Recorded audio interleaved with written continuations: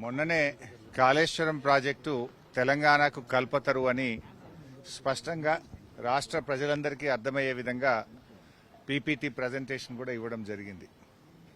సరే, రాజకీయ దురుద్దేశంతో కాంగ్రెస్ పార్టీ ఈ కమిషన్ను ఏర్పాటు చేసిన న్యాయ వ్యవస్థ మీద, రాజ్యాంగం మీద పూర్తి గౌరవము, విశ్వాసం ఉన్నటువంటి పార్టీ బీఆర్ఎస్ పార్టీ.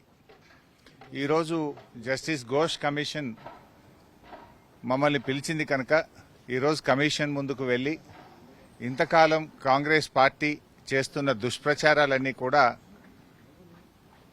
వివరించి వాస్తవాలన్నింటినీ కమిషన్కు తెలియజేస్తాం. సో మా దగ్గర ఉన్నటువంటి పూర్తి సమాచారం, అన్ని విషయాలను కూడా కమిషన్ దృష్టికి తీసుకువెళ్తాం. గత కొంతకాలంగా కొంతమంది వ్యక్తులు, కొన్ని పార్టీలు వాళ్ళు ఉద్దేశపూర్వకంగా బీఆర్ఎస్ పార్టీ మీద రాజకీయ కక్షతో బురద జల్లేటువంటి ప్రయత్నం చేస్తూ ఉన్నారు. వాస్తవానికి ఒక ప్రభుత్వం విద్వేషంతో కాదు ఆలోచించాల్సింది, వివేకంతో ఆలోచించాలి, విజ్ఞత ప్రదర్శించాలి.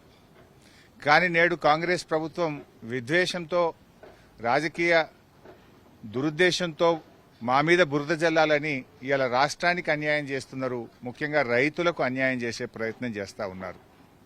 నేను ఒకటే కోరుతా ఉన్నా, విజ్ఞత ప్రదర్శించండి, వివేకంతో ఆలోచించండి.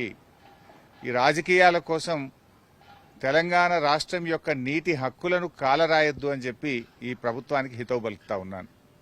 సరే, అంతిమంగా ఎందుకంటే మాకు రాజ్యాంగం మీద, దేవుడి మీద నమ్మకం ఉన్నటువంటి పార్టీ, అంతిమంగా న్యాయం గెలుస్తుంది, ధర్మం నిలబడుతుంది, వాస్తవాలు ప్రజలకు అర్థమవుతాయి.